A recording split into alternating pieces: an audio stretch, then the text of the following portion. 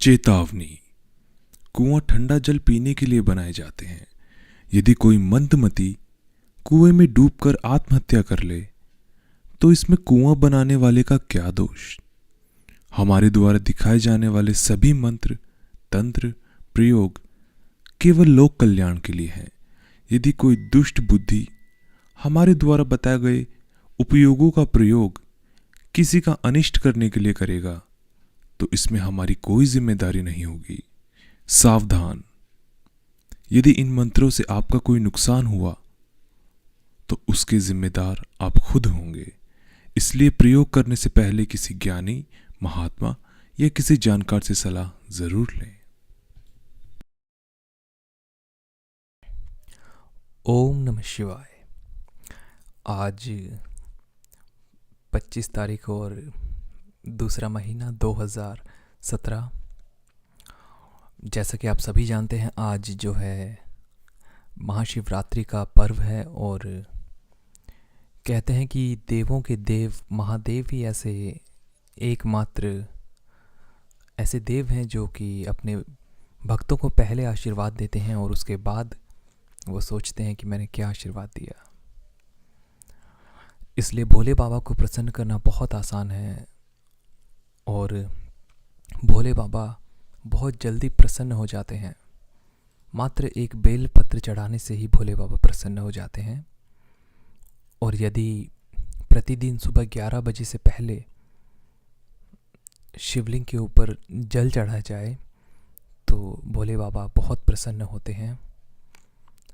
और एक बात जो ध्यान देने वाली है वो ये है कि शिवलिंग पे जब आप जल चढ़ाते हैं तो वो जो आपका पात्र है, जो बर्तन है, वो तांबे का ना हो, नहीं तो वो जहर का काम करेगा।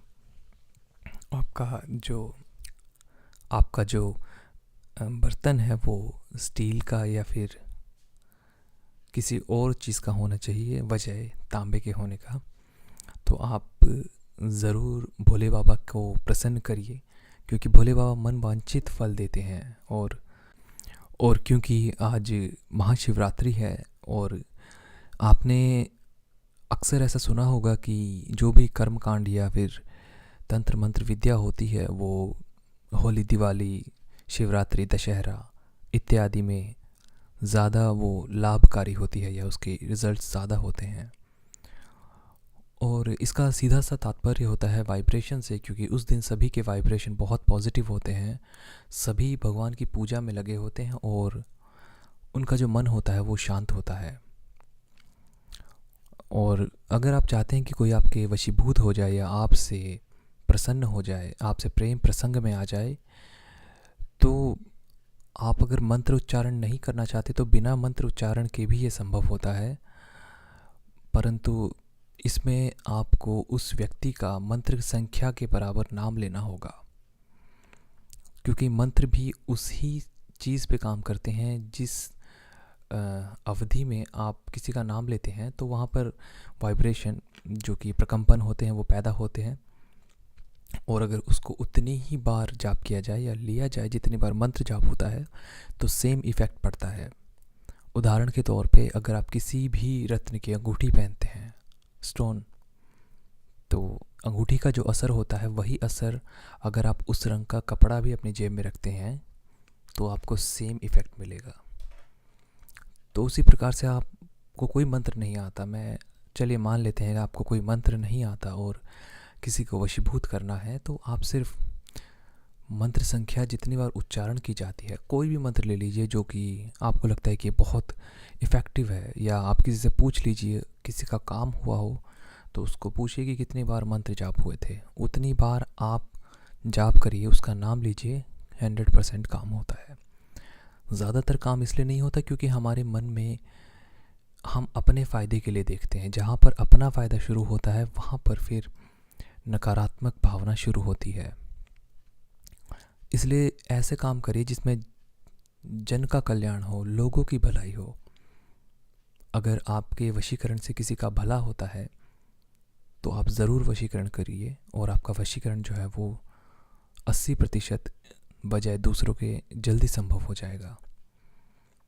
और और एक ज़रूरी सूचना, जो हमारा व्हाट्सएप का ग्रुप है वो टोटली उसमें लिमिट क्रॉस हो चुकी है। तो आप मुझे बार बार एक मैसेज ना करें, क्योंकि मेरे पास अभी करीब 300 या 400 लोगों के मैसेज आते हैं कि हमें व्हाट्सएप ग्रुप में ऐड करिए।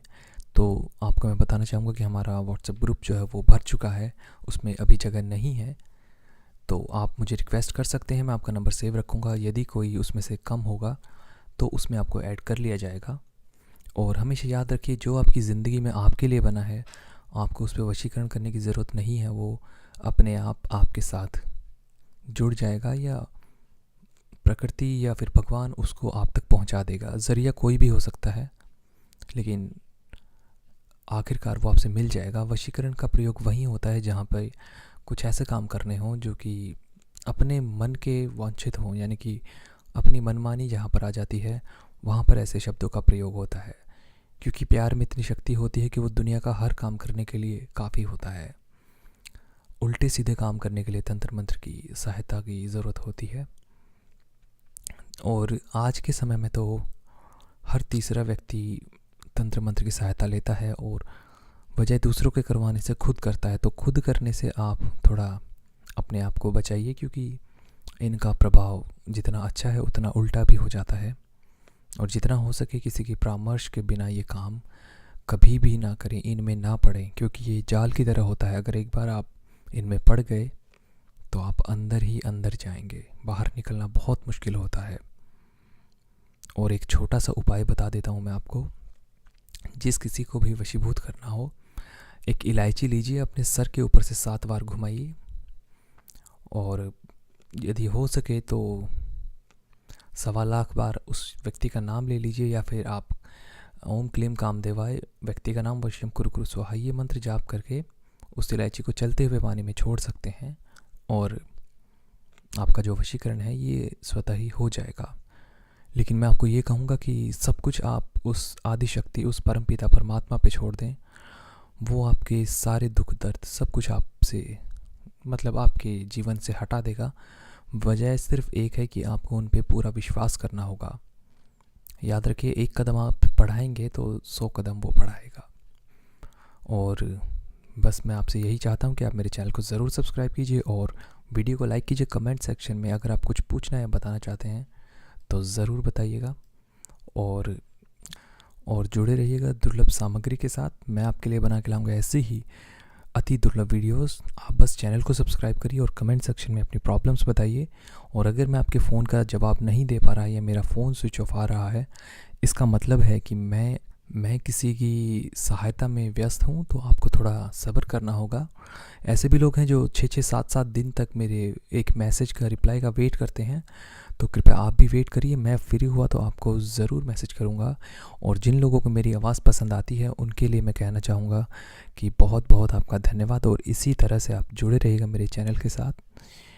और अंत में सिर्फ इतना कहूँगा कि भोले बाबा का ध्यान करिए, सब मंगल होगा। आपके जीवन में कोई भी दुख नहीं आएगा।